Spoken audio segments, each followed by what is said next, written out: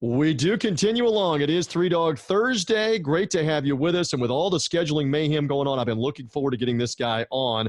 And a reminder, if you're only hearing us on Apple Podcasts, Spotify, Google Podcasts, on the Dog Thursday podcast, find the video via the Dog Thursday YouTube page, a social media link. We're actually moving pictures. You're seeing us here on Dog Thursday. And I'm merely TJ. I am bowing in the presence of the college football insider in terms of information. It has been my privilege to get to chat up Brett McMurphy for the better part of about 20 years now. What's happening, sources say? It's good to have you on the podcast. Nothing much, TJ, just the uncertainty of the entire college football season and future of college football. But other than that, hey, it's a Wednesday or a Thursday, depending on when you're listening to it. It's crazy. The only thing we know, as I keep saying, we don't know. Now we are here to the middle of August, and there is a lot of uncertainty that is in large part due to what the Big Ten and the Pac-12 did this time last week. So I've been asking others the same exact question. How surprised were you not only that they canceled, but they canceled when they did, with still 6 weeks roughly before you probably had to cancel? What do you say, Brett? TJ, I don't think it was a surprise to anybody what the Pac-12 did. They had been very transparent. They had been very open that, look, this was going to be difficult to do moving forward. They've got a lot of challenges geographically with their state governments. In California, I don't even know if they're allowed to practice at this point.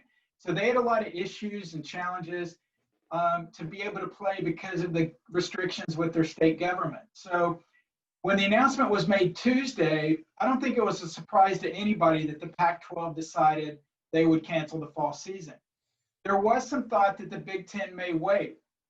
Perfect example you brought up, you still have several weeks to go before the season starts.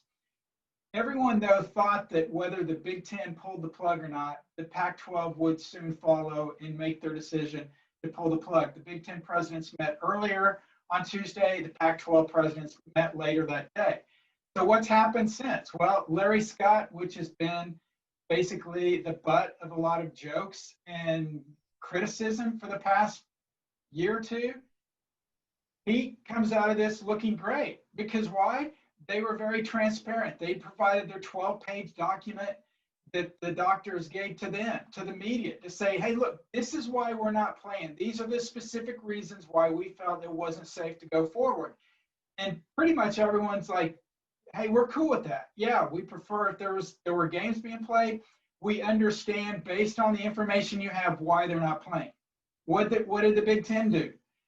They were not very transparent. Now it's unknown if the president's actually voted or not. How do you not know if the president voted or not? You either vote or you don't vote. You're pregnant. And this is an election year and election season where the voting is already chaotic, and now we don't even know if they actually took a vote. I mean, you've got to be kidding me. Yeah, so basically, Kevin Warren, the new commissioner of the Big Ten, felt like he had enough support to cancel the fall season. And so that's what he did. And because of that, without an official vote, now you're seeing all the blowback from Ohio State, Nebraska, Penn State, Ohio State. It'd be quicker to name the schools that aren't upset about the ruling in the Big Ten. The biggest issue is, and sources that I talked to throughout the league, in and outside of the league, said, look, if you're a conference, when you have a decision like this, you do not make this announcement. You do not make this call unless it is unanimous. 14-0 if you're the Big Ten, 12-0 if you're the Pac-12. If it's not unanimous, you don't make the decision. You don't make the announcement. You go back, you continue to meet, you get the ones that on board to the other side, or you flip everybody, so you are unanimous. It's the same reason why you don't offer a coach a job unless he accepts it. That way you can't be turned down. So that was a big mistake by the Big Ten, and now you've seen Justin Fields put out a petition that's, I don't know, up to 1 million signatures. Very similar to the popularity that you have when you put a petition out, yes. Yeah, I get 3 signatures. You got Big Ten parents from Ohio State and Iowa that supposedly are going to go to Chicago on Friday in hopes of meeting with Big Ten officials to get them to change their mind. TJ, I just wonder, of the Ohio State parents, I wonder whose eye they're going to dot, because they are not happy campers right Oh, that's a good line on that. All right, so we got so much meat on the bone to cover on this with Brett McMurphy. Again, if you're only hearing us, find him here on the YouTube page with me for 3 Dog Thursday or through a social media link to the video conversation. If you're only hearing us here from Stadium and the Watch Stadium app and watchstadium.com, the premier college football insider, and has been for over a decade. So let's back up. Seriously, they didn't vote. I mean, where did the stuff about the 12-2 come from? So again, you're as plugged in as anybody. Is that like somebody leaking that for damage control, that they were mostly unified? Where did a 12-2 number come from if there was no vote? That puzzles most people, including me. Yeah, well, so Monday, the day before the announcement, Dan Patrick reported he had a source that told him the Big Ten had voted, and the vote was 12-2. Iowa and Nebraska were the only two against canceling the fall season. Big Ten then put out an official statement that said no vote has been taken. How little did we know at that time how correct that statement was. So, but then in theory, you then vote on Tuesday.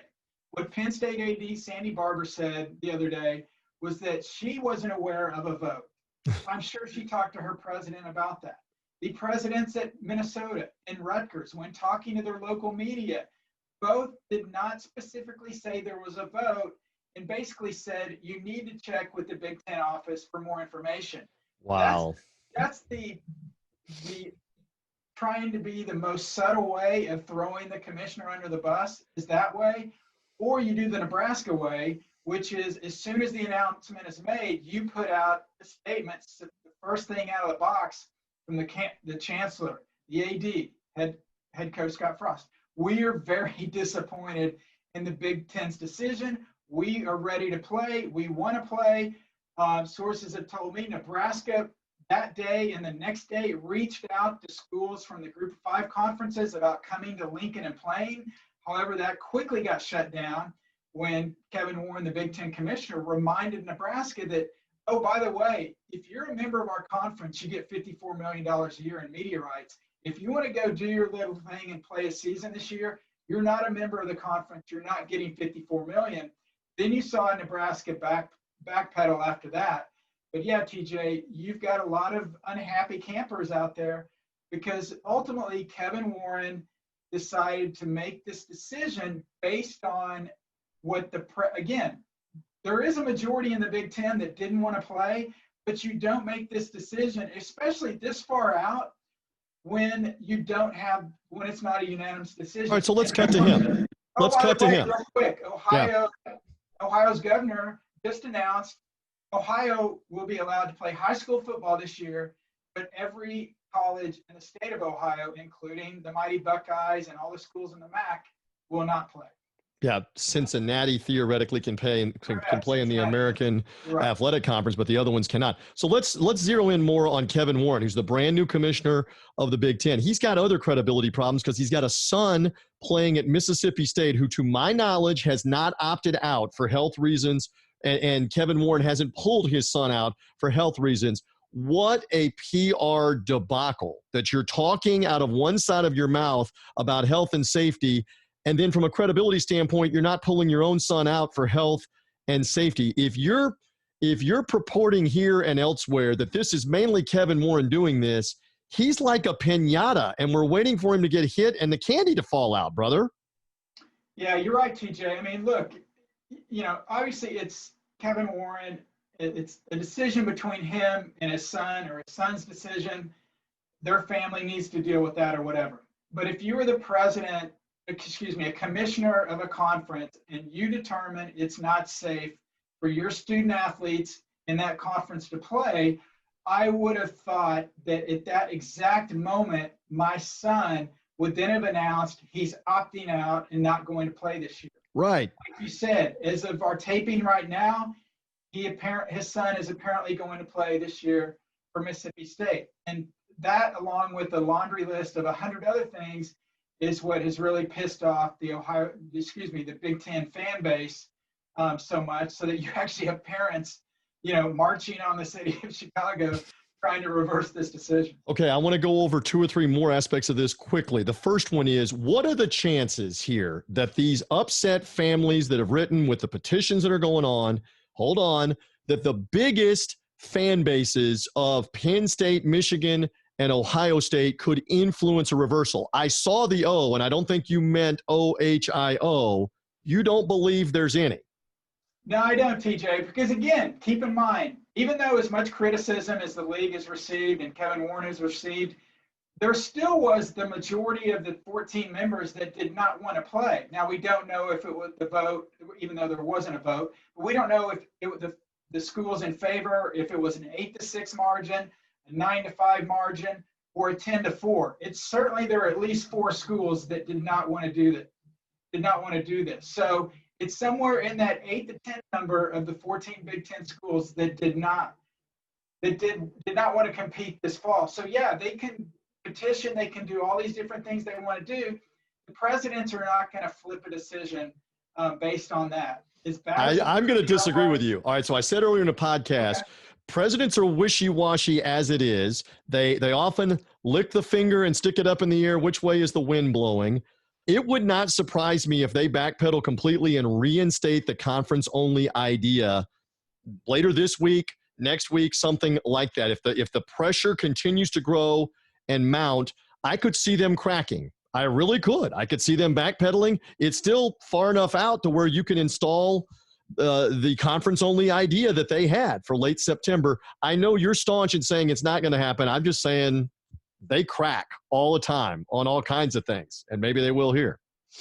Okay, lunch at PDQ on who's right or wrong on this. I'm basing it on this, and I agree with everything you said. However, once they make a decision, they don't usually flip it that quickly. Look, they screwed up. They went with legends and leaders as division names, but at least they kept those around for a couple of years. I can't see them changing, because again, TJ, keep in mind, what's going to look worse, not doing anything and taking all the PR hits, or changing and saying, hey, we're going to play, and then 2 weeks later say, wait, no, we're going to go back and we're going to cancel the season again. Because you look around the country at North Carolina, Notre Dame, they've had huge clusters of students test positive for the virus now that students have arrived. North Carolina starts on-campus classes a week ago. Less than a week later, because of the cluster of outbreaks on campus, they said, we can't do this. We're going to a remote-only learning schedule. So I think that's ultimately why they don't do it. Again, even if they wouldn't have made this decision, they probably would have ended up in the same position. But as you've mentioned very well, the biggest question, the biggest complaint is, why pull the plug so early instead of doing what the SEC, ACC, and Big 12 are doing and taking it a step at a time, and then seeing, when we get up to the starting line, then ultimately deciding if we can play or not. And you're right, the Big Ten had several schedule formats where they could have moved back the start of the season. There was no rush to get out there with this. The only reason was you want to be first of the power leagues to show supposedly you care more about your student athletes than the other conferences, and that's why you're making this decision, and now it's backfired on. PR nightmare. Again, the voice of Brett McMurphy, if you're only hearing us from Stadium, the premier college football insider. I have been privileged to hang out with Brett McMurphy. He loves the chicken strips at PDQ, by the way. Free plug for them. I love his insight as he joins me on the Dog Thursday podcast. All right, so I'm going to share the screen here, and we're going to take a look at the SEC schedule. They released the dates, the opponents. They've obviously added 2 games. It is conference only. So we'll take an overall look here at what the SEC decided to do with this schedule. So what stands out? I mean, one of the things that had been kicked around was that maybe Florida and Alabama were going to be added, moved up from the 2021 schedule to 2020. That didn't happen because as we look in the middle of the screen, the Florida Gators do not have a big Crimson Tide A anywhere on that schedule. Florida instead ends up with a game at Ole Miss, and I believe the Texas A&M game is the other Western game that they ended up with besides the schedule, if I have that right. What do you make of them going with 10 games, going with conference only? Everybody gets the 1 bye week as we're looking over all of this. A lot of talk that Arkansas really got hammered by the teams that they added. They added Georgia and I believe one other difficult game as well. And Arkansas has got a brand new coach. What do you make of this, Brett, what the SEC announced earlier this week? I mean, look, no matter what schools you would have added for each school, everybody's going to have their own conspiracy theories. That's why it just means more. You look at Missouri, a new coach, Eli Drinkowitz. He gets added to his schedule, LSU and Alabama. Welcome to the SEC. Yep. The big thing that jumped out to me as far as the schedule, you look at week one. The coaches poll came out last couple weeks ago. SEC, I think, has 6 teams in the top 12 or 13. Of those 6 schools, they all open against teams where they are prohibitive favorites. So it's almost like, okay, we'll give you this first one, a layup to kind of figure everything out, and then we're going to jump into the meat of the schedule. But it's going to be fascinating. And I think the big question, TJ, long-term is, obviously the capacities for these stadiums are going to be cut to 20, 25%. TV numbers, if we do have games, I hope we do, will be off the chart. So now what happens next year? Fans certainly are not going to want to go back to an 8-game schedule, because you're telling me, we had all these games that you added, and we've got Georgia playing Alabama and, A&M playing Florida and all these games that were added. And now we're going to go back to 8 conference games where then you're going to play 1 game against directional state Tech U, and then you're going to play an FCS team and all that. I think that's the biggest thing to keep an eye on, not only for the SEC, but also the ACC and the Big 12, is the fact that now that you've gone to a conference-only format or conference-only +1, it's going to be hard to go back. Now, certainly the ACC, Notre Dame's going to, they thank you, we're going back to being an independent.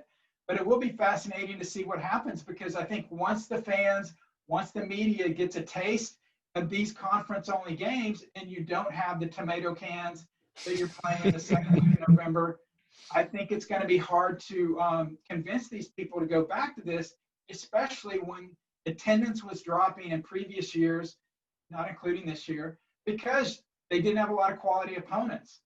So I think that's going to be a big long-term impact to look at as far as these conference-only schedules.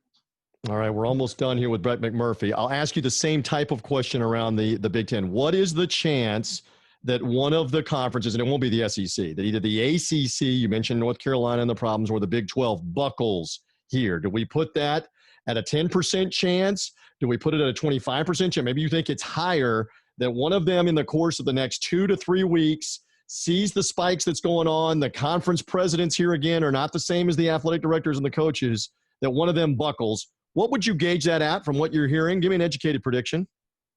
Well, TJ, I've said this for the last 4 months. I didn't think we'd have college football in the fall. And when I said that 4 months ago, I said, because there's no way all the students will be back on campus. And then the commissioners changed their tune and said, well, we don't need them all back. We just need some back. So I'm like, okay, I'm more optimistic. But then when you see the restrictions of the different states throughout the country, I became less and less optimistic.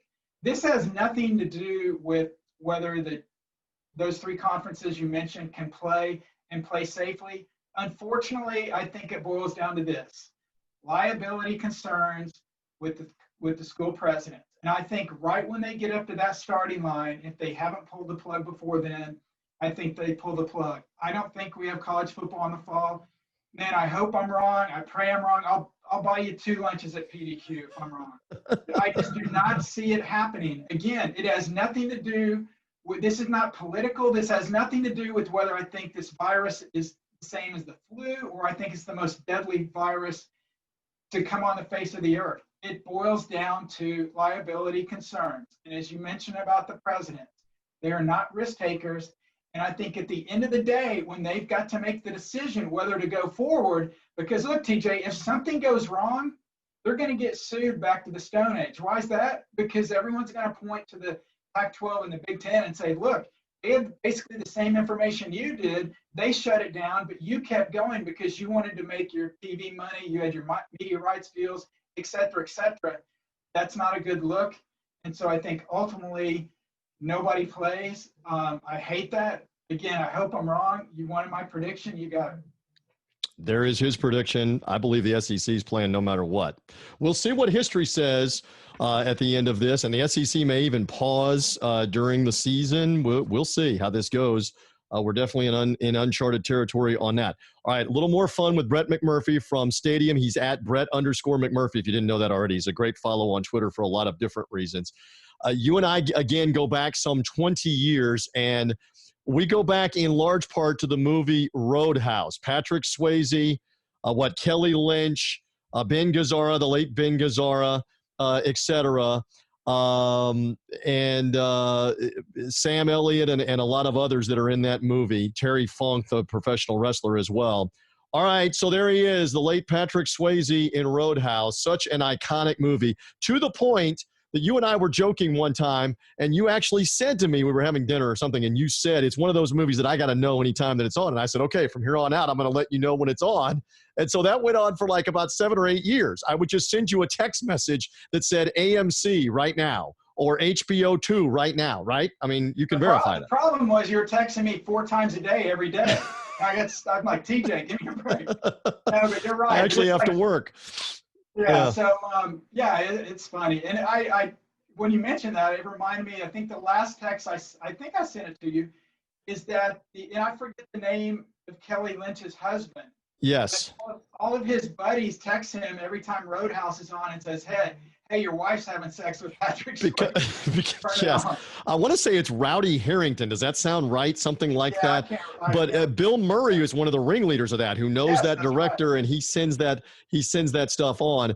That is such an iconic movie. Okay, so let's have fun with the movie Roadhouse, because you and I quote the lines all the time. I thought you'd be bigger, and you got a little run in here by the name of Dalton, and all the other lines. Who's the most underrated character in Roadhouse, Brett McMurphy? Who doesn't get enough accolades besides the stars? What would you say? If you take the stars out, and I don't know the guy's name, it's the guy that the polar bear killed. Right. He's Tigger, I think, right? He's the big heavy-set guy with the suspenders, looks like a pro wrestler. He's got the cat power mesh hat on. And he has the all-time classic line, when hear no evil, see no evil, speak no evil, polar bear fell on me. That works. That works in life. We say it in my own household. I say it to people all the time. I don't know. Polar bear fell on me. It works. It works. Yeah, I would. You take out the headliners. I would put him right up there. I wish I knew who he was. All right, we got to look that actor's name up there. That movie now over 30 years old. Patrick Swayze's been dead almost 10 years. You believe that? From pancreatic cancer. That's hard to believe. All right, now I'm going to hit you with something I did not prepare for this. The other show that Mr. McMurphy and I always have commiserated about, and they've been kicking around whether or not it would come back. We very much miss Jack Bauer and 24. There he is, right there. Kiefer Sutherland and this whole thing. So the question becomes, if you had to choose between the two, are you going Dalton or are you going Jack Bauer between the two? Let's say hand-to-hand combat to get it done. Wow. What would you say? Man, Jack Bauer has so many different toys. I mean, it's, because of the time frame of the shows, I think he has a distinct advantage there. And anybody that has a cell phone that works 24 hours and he never charges it, and never has to eat, and never has to go to the bathroom, and never any of the other stuff. Right, that we all have to do when we live. So I will never go against him. But, look, you got to love Patrick Swayze. Oh, there's no doubt about that. So, I'm just having fun with both of these with Brett McMurphy, because you and I would go back and forth on 24 about who's the villain going to be. Because, it was the ultimate swerve. I don't think we're revealing anything now 15 years later that at the end, it's more than that. It's like 17 or 18 years later, believe it or not. At the end of the first season, that Jack's partner on the first season of 24, this counterterrorism unit of the United States Homeland Security, actually is a double agent and kills his wife in the final scene. Once that started happening, now you didn't know who's going to turn into a bad guy and why. It made the show. The show fueled on that. Did it not? For the next few years, in my mind, it did. Yeah, but then, you know what? It became, because of the swerve, it became so predictable where you knew at the start, the good guy ultimately would be the bad guy, and the bad guy would be the good guy or whatever. But, Thinking about it a little bit longer, you know what? I'm going to go with Patrick Swayze for this one simple reason. Polar bear versus cougar. Right. Advantage polar bear. Well, and the other thing is Brad Wesley had like 6 guys all the time coming after this guy right here, and they could never take Dalton down throughout this thing. So what a great debate about Roadhouse. Fantastic movie. I love when they would do the ones on AMC and they would have like the director's notes, as we totally digress on Three Dog Thursday with Brett McMurphy. They were giving you little tips that I didn't know. You can now look them up, but back 10 years ago, you didn't necessarily know these tips. Like the scene when he and Doc, Kelly Lynch, are up in the loft, not the sex scene. Don't get going, McMurphy, on this. But when they're in the loft and they're having the argument about you need to leave town, you don't need to take Wesley on. He's going to kill you. This is what he does. And she screams the line, well, what are you going to win? And they have the explosion in the background where they're blowing up the house where the landlord, the older guy, I want to say, was it Elmer or whatever his name is, they only had one take of that scene. They only had enough money in the budget to do the explosion once. So the shot of the explosion is over her shoulder, and that's the shot, the first shot of the explosion. And then all the other stuff you see them doing is them with other cameras later. I was fascinated. Maybe we've totally digressed, but I want the audience to go check out Roadhouse and now see that scene again, because there was a low-budget, late 80s movie that wasn't supposed to become a cult classic, but at least for you and me and for a lot of others, it has. Yeah, I think if we, as we have discussed this many times, it is the best bad movie out there. Yeah, of all of them that are there. And just remember, Polar Bear Fell on Me is a good way to get out. So I got the definitive answer. You would take Jack Bauer, though, especially interrogation with like the 9mm. No, I'm switching into the. You're switching back to Patrick Swayze. But remember 24? They had the cougar storyline with Kim. Right. I think that was his daughter's name. The cougar was chasing her, is what you mean? Yes. Yeah, and so totally flipped. Yeah, she was not a cougar. Maybe one now. I don't know. But yeah, no. I'm going back to Patrick Swayze. That is my final answer, Regis. Oh my gosh. It is, it's wild to go over this different stuff, and it diverts our attention from the mayhem of college football, cancellations and scheduling, et cetera, et cetera. I love the insight of Brett McMurphy. Again, he's given me about 22 minutes here to this point, and you haven't checked your phone once from a source to see what's going on, if there's more cancellations, who's playing who. Again, check out Brett McMurphy through Stadium and watchstadium.com, and also on Twitter at Brett_McMurphy. I love it. I'll let you know again when I see Roadhouse on the basic cable. That's a pledge. That's a promise. Please don't. There you go. There's Brett. My thanks also to Brian Edwards, our handicapper, on earlier here on Three Dog Thursday. Subscribe to the podcast again on Apple Podcasts, Spotify, Google Podcasts. Find the video. See Brett and I talking in living color on the YouTube page or through a social media link of the video of Three Dog Thursday, and subscribe away is there as well. Enjoy all the games, whether it's the NHL or the NBA playoffs, the baseball, everything that's unfolding, and hopefully we get some college football. Thank you for being with me on Three Dog Thursday. Bye.